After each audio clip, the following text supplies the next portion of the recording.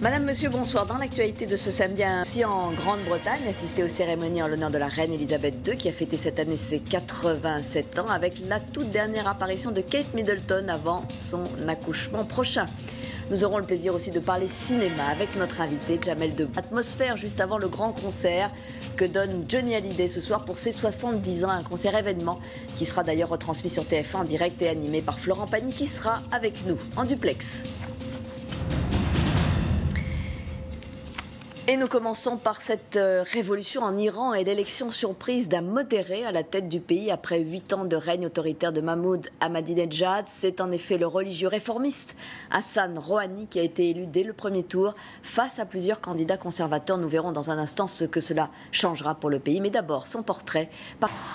Et la France, par la voix de Laurent Fabius, est dite prête à travailler avec le nouveau président sur de nombreux dossiers, notamment le nucléaire. L'élection d'un modéré à la tête de l'Iran, en tout cas, est une surprise. Patricia Lémonière, qu'est-ce qui peut apporter comme changement à ce pays, notamment en termes de relations avec le reste du monde dans les mois qui viennent? Merci beaucoup, Patricia Lémonière, pour l'élection d'un modéré à la tête de l'Iran. Élection surprise. Et puis en Turquie, la contre-offensive du gouvernement confrontée à Istanbul. Dans le reste de l'actualité de ce samedi, ces images impressionnantes de violence dans un stade d'Ivry-sur-Seine. La vidéo vient d'être rendue publique. On y voit de jeunes spectateurs s'affronter en plein match à coups de barre de fer. Une scène qui ébranle le monde du foot. J'ajoute qu'un nouvel acte de violence a touché cet après-midi le football amateur au Plessis Match. Autre fait marquant de ce jour qui touche notre société et notre vie quotidienne, de nouvelles mesures contre le tabagisme. Les terrasses de café entièrement closes vont être désormais interdites à la cigarette. La Cour de cassation s'est prononcée dans ce sens au terme d'un bras de fer entre associations de défense des non-fumeurs et restaurateurs parisiens. Voyez le reportage de Denis Cadeau et Jean-Marc Martineau. Autre fait marquant qui concerne nos habitudes quotidiennes, les 50 ans des hypermarchés. La grande distribution a modifié profondément nos modes d'achat. Aujourd'hui, elle dispose de près de 2000 établissements en France et force est de constater que le modèle des grandes surfaces est de plus en plus remis en question. L'enquête de Laurent Delsol, Mathieu Derrien et Bertrand Lachat.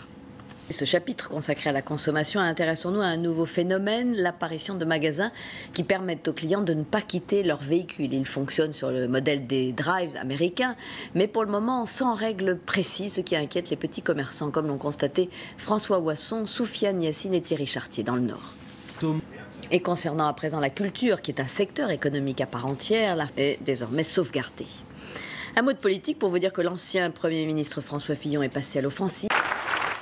Et puis concernant toujours l'opposition, Jean-Louis Borloo réunissait aujourd'hui pour... Le Conseil constitutionnel a pris une décision importante hier, considérant que le droit du travail devait s'appliquer en prison. De nombreux détenus comptent sur une activité professionnelle pour se réinsérer. Voici l'initiative menée dans la prison pour femmes de Rennes, où chacune d'entre elles peut participer à la rédaction d'un magazine. Les compagnons d'Emmaüs luttent contre la grande pauvreté depuis des décennies et chaque année, ils organisent un salon où sont revendus les objets restaurés, rénovés, recyclés. Les visiteurs pourront y trouver aussi bien des meubles que des livres ou des vêtements.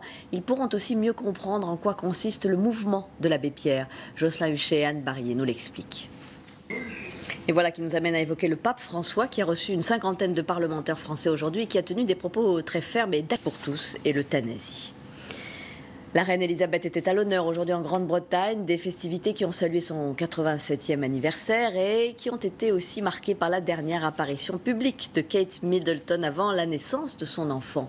Le reportage à Londres de nos correspondants et de la monarchie britannique à la cour de Louis XIV. Découvrons une étonnante exposition qui se tient à Versailles où l'art contemporain, cette année encore, côtoie l'architecture du XVIIe.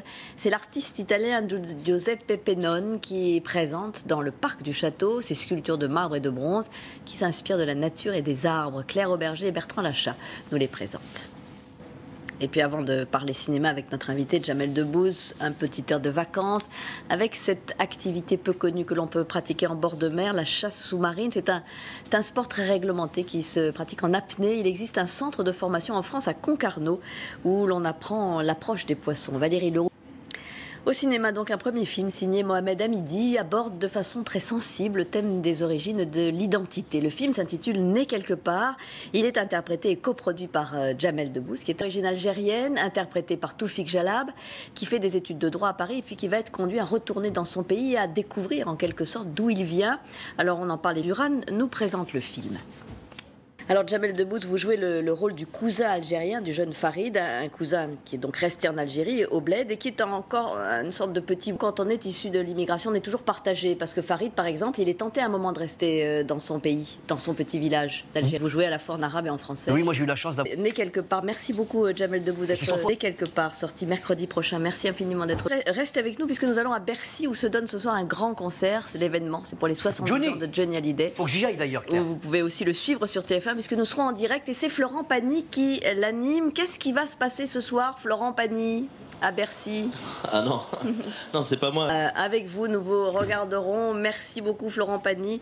Le rendez-vous est pris. C'est un événement sur TF1 ce soir. Donc, concert en direct à Bercy de Johnny Hallyday, 70 ans. Fin de ce journal. Dans un instant, la météo de Louis Baudin. Faut que j'y aille, Claire. Ensuite, au revoir, Jamel. Vous courez à Bercy. Nos chers voisins, ce grand concert de Johnny Hallyday.